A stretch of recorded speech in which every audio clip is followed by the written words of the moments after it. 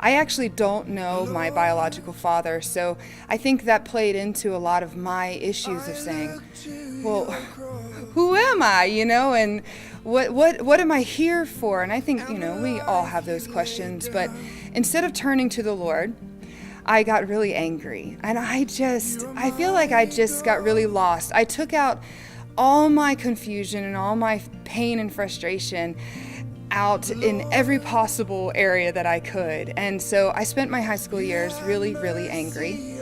I really didn't want much to do with the Lord at all. And then when I went to college, I didn't just turn away from the Lord, I turned and ran from the Lord. I spent way too much time searching for my identity in drugs, in alcohol, and in sex, and just trying to get my own approval from any and everything else of my identity, because I didn't know who I was.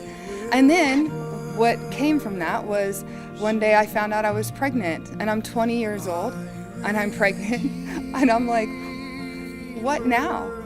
And I remember thinking at that time that I was given life, so I'm going to give this child life. And it was after that I stood out on my balcony and I was looking up, and I remember the trees were blowing in a different way, and I had this thought that, wow, they looked really gentle, and maybe this God of mine could be gentle with me through this. And that kind of started what I like to call my worship walk, is my coming back to the Lord and finding my identity in Him as His daughter.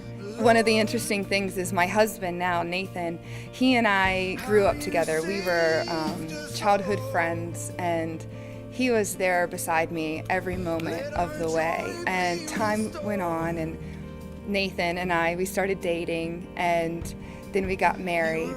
And it was beautiful because we got married, and Allie was there. She was a year old, and then later he adopted her. And, our family has exponentially grown as we now have 4 children.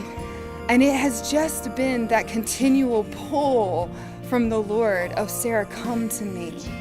And that's, it's like the story of my life is just a continual choosing whether I'm going to worship or not.